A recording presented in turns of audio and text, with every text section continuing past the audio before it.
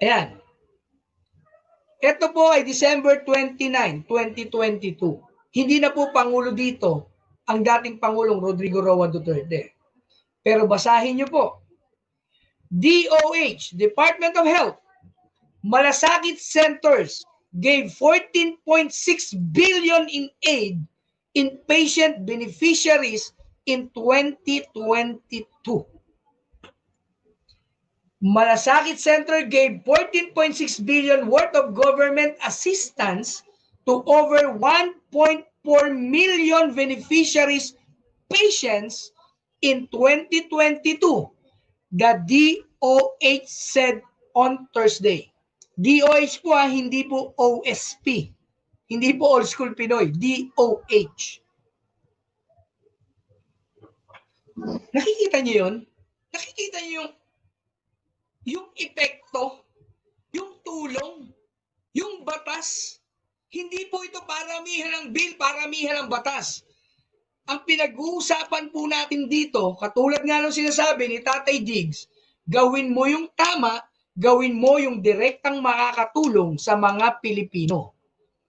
Sa mga hindi po nakakaalam, ang Malasakit Center po ay pinopose bilang bill ni Senator Bongo noong 2018 o 2019 at pinirmahan din po ni PRRD noong 2019 at ito'y naging ganap na batas para sa mga ordinaryong Pilipino na ayaw magpa-check up, magpagamot dahil ito ay dagdag gastos. 14.6 billion. Kung maniniwala kayo sa isang sundalong kanin na puro chismis lang ang alam, kung plunderer ang kanyang inaakusahan, di sana itong 14.6 billion, kinuha na lang nila. Nagiging sinasabi ko mga cold school, may sense ba yung sinasabi ko? Naku yung nag-aakusa, na kudetenyo no? Na ang tapang-tapang nung lumusob yung tangke, na iluwa yung tinidor na ginto, yung mga steak at yung mga mamahaling alak na kanilang tinutungga during doon sa Oakwood mutiny nila at biglang tumaas yung kamay niya nung nakakita siya ng tangke, kung ako ay plunderer, 14.6 billion to. Kukunin na lang namin to ni Pangulong Duterte. Ang totoo lang mga ka-old school, ilan ba yung Malasakit Center natin dito sa Pilipinas? 2019 naging batas ito. Pero bakit hanggang ngayon, 165 na lang at pabagal na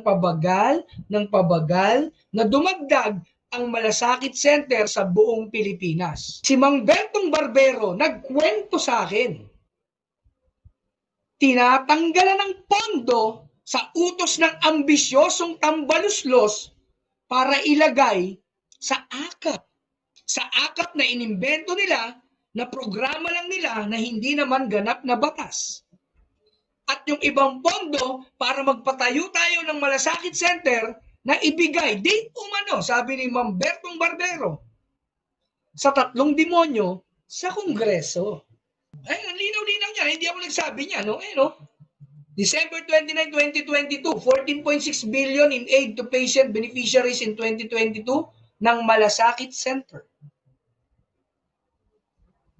2022 pa lang yan, mga old school. At ang beneficiaries ng 14.6 billion ay 1.4 million na Pilipino. Sabi ng Manila Standard. Pero ito naman, narinig ko mismo to sa bibig ni Yusek Berhere.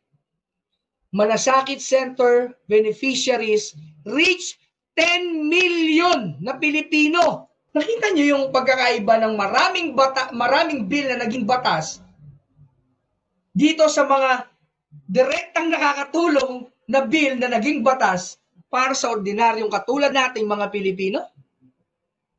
Ano mas gusto nyo? Yung maraming naipasang batas? Alam nyo pa pagkakaiba, tingnan nyo to Ang Malasakit Center, meron ng 10 milyon na natulungan at naging beneficiaries ng Malasakit Center.